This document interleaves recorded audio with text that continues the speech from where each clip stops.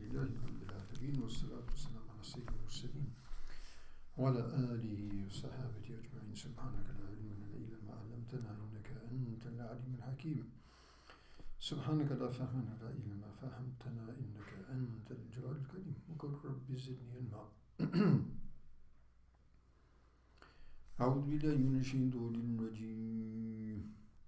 إنا أوحينا إليك كما أوحينا إلى نوح والنبيين من بعده ووحينا إلى إبراهيم وإسماعيل وإسحاق ويعقوب والأسباط وعيسى وأيوب ويونس وهارون وسليمان وآتينا داود زبورا ورسلا قد قصصناهم عليك من قبل ورسلا لم نقصصهم عليك وكلم الله موسى تكليما رسلا مبشرين ومنذرين لئلا يكون للناس على الله حجة بعد الرسل وكان الله عزيزا حكيما. لكن الله يشهد بما أنزل إليك أنزله بعلمه والملائكة يشهدون وكفى بالله شهيدا. إن الذين كفروا وصدوا عن سبيل الله قد ضلوا ضلالا بعيدا. إن الذين كفروا وظلموا لم يكن الله ليغفر لهم ولا ليهديهم طريقا إلا طريق جهنم خالدين فيها أبدا وكان ذلك على الله يسيرا. صدق الله مولانا العظيم. So here also Allah subhanahu wa ta'ala continues to refute the claim of the Jews who denied the Prophet sallallahu alaihi wasallam, and further substantiates the truthfulness and credibility of the revelation of Rasul alayhi salatu wasalam, in comparing it to the revelations of the previous. Inna awhayna ilayka kama awhayna ila Nuh wa nabiyyin min ba'di. We have definitely revealed to you, sent revelation to you, just as we had sent revelation revealed to the Prophet Nuh alayhi salam and the prophets who came after him.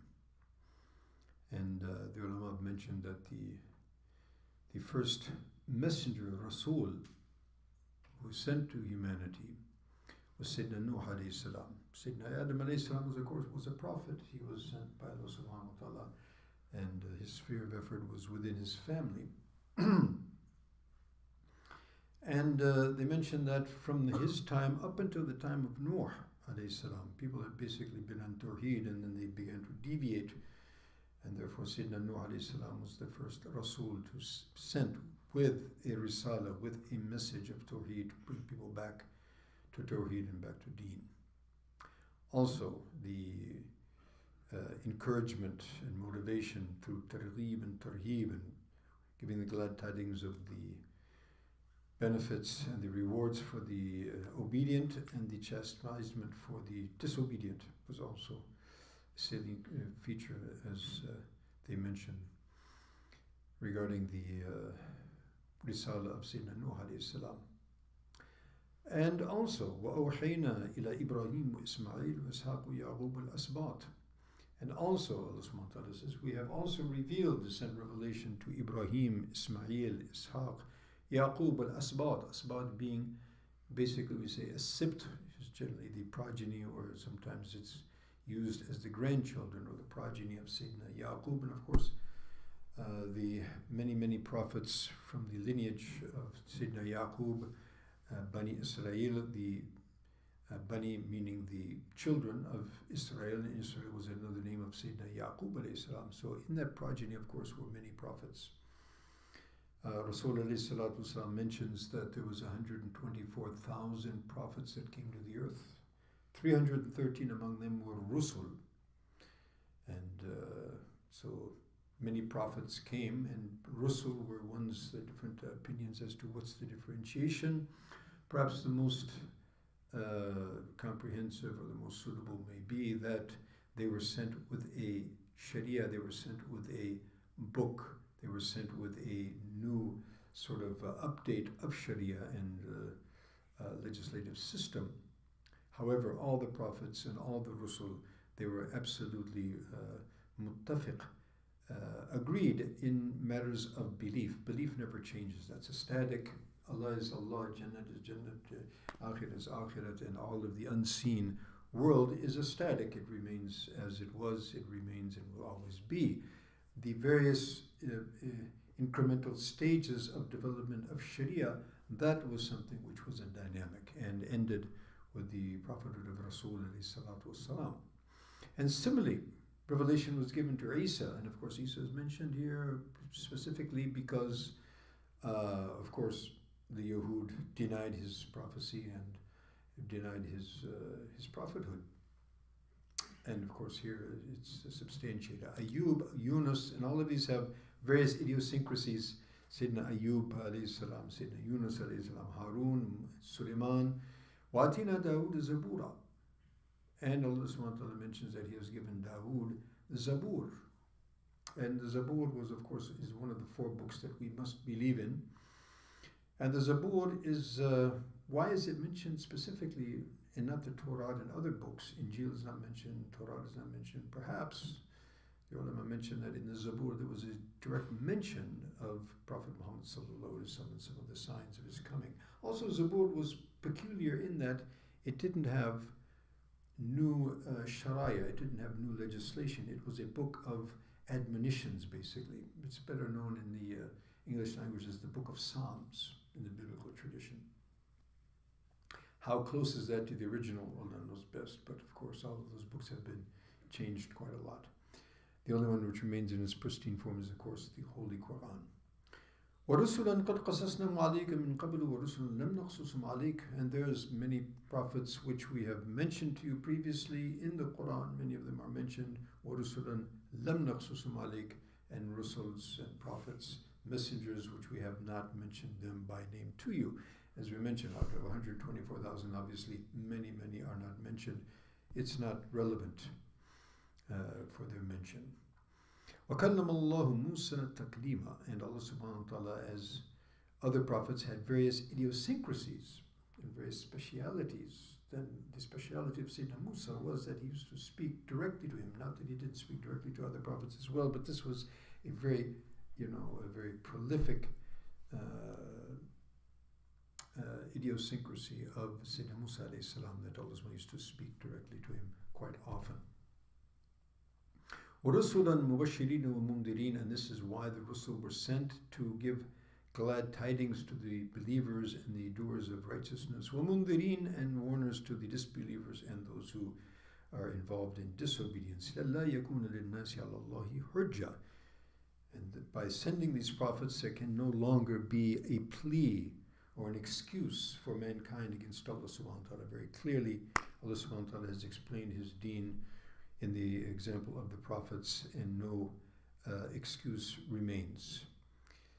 Min ba'd al-rusul, after the sending of the prophets and their messages. وَكَانَ اللَّهُ عَزِيزًا حَكِيمًا. And Allah subhanahu wa ta'ala, of course, is all powerful, all knowing, and all able. لَكِنِ اللَّهُ يَشْهَدُ بِمَا أَنزَلَ إِلَيْكَ أَنزَلَ بِعِلْمِهِ. Now, as we mentioned, and from time to time it's mentioned, the disbelief of particularly the Jews and others, and their obstinance and putting forth demands. Send down a book right out of the sky so we can see it coming down, like Sayyidina Musa alayhi salam was given a book in total. Well, they disbelieved in Musa, they disbelieved in others, they killed various prophets, so it's actually not that they really would like to have a proof so that they might be satisfied in their hearts and therefore believe, but rather it was an ongoing manifestation of their abstinence and arrogance, and obstinance, I should say, and arrogance. So if they are not prepared to give witness, and Rasulullah also said to the Jews, they said, "Oh ya ma'ashar al-Yahud, oh you gathering of the Jews, you know that I'm the Prophet of Allah, you know it's you should bear witness to that, it's written in your books." They said, "No, we don't bear any such witness." So Allah subhanahu wa ta'ala says, if they don't bear witness, lakin Allah yashhad. But doesn't matter. It is insignificant whether they witness or not. Allah subhanahu wa ta'ala is the witness. Allah subhanahu wa ta'ala yashhadu bima anzala ilayk. Allah subhanahu wa ta'ala himself gives witness that what he has sent to you, he has sent with his knowledge, and within what he sent is the knowledge of Allah subhanahu wa ta'ala. The book of Allah is from the knowledge of Allah subhanahu wa ta'ala. And also, وَالْمَلَائِكَةُ يَشْهَدُونَ, and the angels also give witness. So whether Jews or anyone gives witness or not, immaterial. Allah subhanahu wa ta'ala and his angels do witness, which is quite sufficient. وَكَفَى بِاللَّهِ شَهِيدًا, and therefore obviously suffice by Allah subhanahu wa ta'ala as a witness. إِنَّ الَّذِينَ كَفَرُوا, and here Allah subhanahu wa ta'ala reiterates and reaffirms that the people of kufr, إِنَّ الَّذِينَ كَفَرُوا وَصَدُّوا عَنْ سَبِيلِ اللَّهِ, the people who disbelieve and also hinder others from belief, hinder others from the path of Allah, the path of belief, and the path which guides towards the pleasure and the connection with Allah subhanahu wa ta'ala, they have gone far off the track. ضَلُّوا ضَلَالًا بَعِيدًا, they have definitely gone far off of the proper way. إِنَّ الَّذِينَ كَفَرُوا وَظَلَمُوا, verily those people who disbelieve, deny, وَظَلَمُوا, and are oppressors, tyrants, and of course they are oppressing and tyrannizing themselves, not really anyone else. لم يكن إلا ليغفر لهم, Allah subhanahu wa ta'ala will never forgive them. ولا ليهديهم طريقا, and never guide them to the proper way, a way out of their misguidance, since they have chosen and are adamant in following disbelief and going off the track. So Allah subhanahu wa ta'ala says, so be it, continue. إلا طريق جهنم, the only path that he will guide them to is the path of Jahannam, خالدين فيها أبدا, where they will remain forever. وكان الله على وَكَانَ ذَلِكَ عَلَى اللَّهِ يَسِيرًا, and that upon Allah subhanahu wa ta'ala is quite easy. In other words, not only is easy, everything is easy for Allah subhanahu wa ta'ala. He doesn't really care. وَاسْتَغْنَى وَاسْتَغْنَى اللَّهِ, if they have no need for Allah subhanahu wa ta'ala, then Allah subhanahu wa ta'ala has no need for them. Allah subhanahu wa ta'ala is quite self-sufficient and in need of anyone's obedience, and nobody's disobedience will also hurt him. So may Allah subhanahu wa ta'ala give us tawfiq that we become the people who believe in Allah, His Rusul, His Prophets, and all the others of Iman as He has ordered and instructed. And may He save us from falling into the pitfalls of the former peoples. Ameen thumma ameen wa akhir da'wana alhamdulillahi rabbil alamin.